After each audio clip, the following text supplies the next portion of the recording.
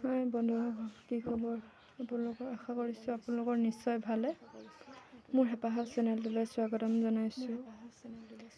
আজি ভাবিলোঁ ভিডিঅ' এটা বনাবলৈ। বতৰটো ডাৱৰীয়া, ঘৰৰ ভিতৰত থাকি থাকি আমনি লাগিছে। দেখিছেনে মোৰ চুলিখিনি কি অৱস্থা হৈ গৈছে? বতৰটো ডাৱৰীয়া।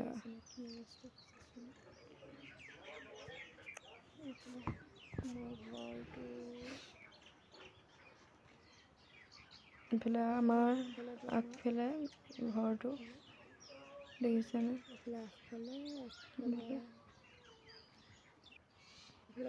এইফালে গোটেই আমাৰ পাকঘৰটো বতাহে শিলগুটি আৰু বতাহ ভাঙি এদায় কৰিলে। টিংপাতবোৰ ফুটোৱালে শিলগুটিবোৰে, তাৰপৰা বতাহ দিলে পাকঘৰটো গোটেই অৱস্থা নাইকিয়া হ'ল। আমাৰ বেলেগত বনাইছোঁ বা নতুন ঘৰ এতিয়া বনাই আছোঁ, বনাই কমপ্লিট হোৱা নাই। যদি কমপ্লিট হ'লে আপোনালোকক দেখুৱাম বাৰু। দেখিছেনে কি অৱস্থা হৈ গ'ল মোৰ ঘৰটো? সেইফালে ইয়াত ভাত শাক বনাই ইয়াত খাবলগীয়া হৈছে।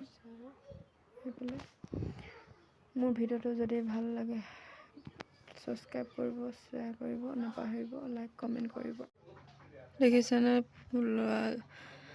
আমাৰ বেটা নাচি থকাৰ কাৰণে তাই বৰ ভাল পাইছে, জাপ মাৰি আছে, এনেদৰে চাই আছে। তাই খোজকাঢ়িব নোৱাৰে আৰু মাতো নুফুটে। এনেকৈ ভাইকে অকণমান ফূৰ্তি কৰাই থাকে আৰু ভাইকটোৰ ওচৰতে বহি আছে। এইফালে আগফালে পাটি এখন পাৰি দুয়োটাই খেলি আছে।